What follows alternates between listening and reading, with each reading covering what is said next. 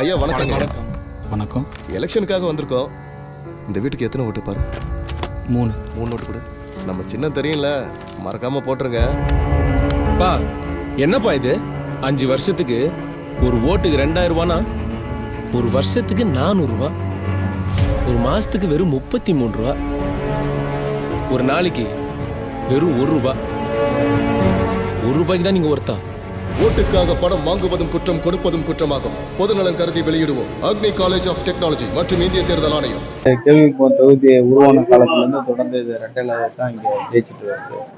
அதனால மக்கள் வந்து இங்க அதிகமாக வந்து எம்ஜிஆருடைய ரசிகர்கள் அண்டு விசுவாசிகள், அதே போல் அம்மாவுக்கு அதே மாதிரி ரசிகர்கள் விசுவாசிகள், அது தொடர்ந்து வர்றதுனால இது அதிமுக கோட்டையாகவே இருக்குது. அதனால அந்த தோல்வி பயத்துக்காக முதலமைச்சர் நேரடியாக வரக்கூடிய ஒரு சூழ்நிலை உருவாகிறது. அது உண்மையாக வந்து அவருக்கு நம்ம நன்றி தான் சொல்லலாம். இப்போவாவது ஆளுங்க பார்க்கணுன்னு முதலமைச்சருக்கு தோணுச்சு அப்படின்னு. அதனால என்ன பண்ணாலும் இங்கே வந்து அதிமுக தான் ஜெயிக்கன்றது வந்து அது நிதர்சனமான உண்மை. இபிஎஸ் உடைய தேர்தல் அறிக்கை வந்து மக்கள்கிட்ட எந்த அளவுக்கு இல்லை, மக்கள்கிட்ட வந்து இந்த தேர்தல் அறிக்கை வந்து நல்லா பிரபலமாயிருக்கு, ரீச் ஆயிருக்கு. எல்லாருமே அதை வந்து சந்தோஷமா அதை ஏற்றுக்கிறாங்க.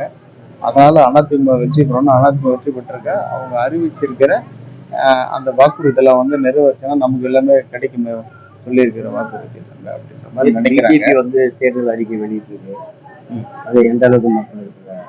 இல்லை, அது ஒவ்வொரு கட்சியும் வந்து தேர்தல் அறிக்கை வெளியிடுறாங்க. எல்லாம் இப்போ சீமான் கூட தேர்தல் அறிக்கை வெளியிடுறாரு. அவர் என்னன்னா அவர் வந்து இலவசம் வேணான்னு சொல்றாரு.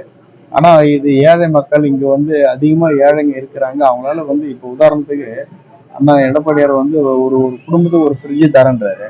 ஒரு ஃப்ரிட்ஜு வாங்குற அளவுக்கு வசதி வாய்ப்பு இருக்குதா? அதாவது அன்றாடம் வந்து சாப்பிட்றதே பெரிய விஷயம். அந்த மாதிரி ஏழைங்க அதிகமா இருக்கிறாங்க. அந்த மாதிரி ஒரு சூழ்நிலை வந்து ஃப்ரிட்ஜ்லாம் வாங்க முடியுமா அவங்களால? அதனால ஏழைகள் அதிகமா இருக்கிறதுனால அவங்களால வாங்க முடியாத பொருளை வந்து நாங்க கொடுக்குறோம்னு சொல்றாங்க. அது வந்து தப்பு இல்லை. அதனால இந்த அறிவிப்புகள் வந்து மக்கள்கிட்ட நல்லா வரவேற்பு பெற்றிருது. அதனால வந்து மக்கள் வந்து ஆதரவு அதிகமாக கொடுக்குறாங்க. இந்த பக்கம் சாலை போக்குவரத்துக்காக இந்த கவர்மெண்டே மகாநதியில் பாலம் வேணும்னு சொல்லி நீளங்களா போயில நான் ஏற்கனவே சட்டமன்றத்தில் பேசியிருக்கிறேன். இந்த வேப்பூருக்கும் இந்த சித்தார்த்தூருக்கும் இடையில கிடக்கிற கவுண்டோனிய மகாநதி மீது ஒரு பாலம் கட்டி கொடுங்க. அந்த மக்கள் ரொம்ப கஷ்டப்படுறாங்க போக்குவரத்துக்கு, இல்லாட்டி குடியாத்தம் போய் சுத்திட்டு வராங்க அப்படின்னு நான் 2-3 முறை பேசியிருக்கிறேன். கேள்வி நேரத்துல எழுப்பியிருக்கிறேன். அதை வந்து பார்க்குறோம், ஆய்வு பண்றோம்னு சொல்லிக்கிறாங்க. ஆனா எதிர்கட்சின்ற ஒரே ஒரு காரணம் தான் நமக்கு செய்யல, வேற ஒண்ணும் இல்லை. இது ஆளுங்கட்சியாக செஞ்சிருப்பாங்க. அதனால இப்போ ஆளுங்கட்சியா வரப்போகுது. எடப்பாடியார் தான் முதலமைச்சரா ஒர்க்க போறாரு. அதனால இந்த பாலத்தை வந்து ஈஸியா கட்டிடுது.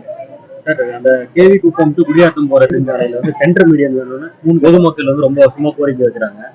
ஒரு சில இடத்துல இல்ல, ஒரு சில இடத்துல இருக்குது, ஒரு சில இடத்துல இல்ல. அது இல்லாத இடத்துல போட சொல்லு.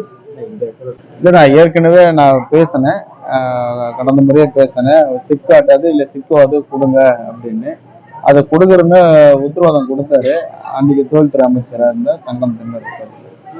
அதை நம்மளுக்கு கொடுக்குற நேரத்துல வந்து அதை டைவெர்ட் பண்ணி காட்பாடிக்கு எத்தனை போயிட்டாரு இந்த மாவட்டத்தில் இருக்கிற அமைச்சர்.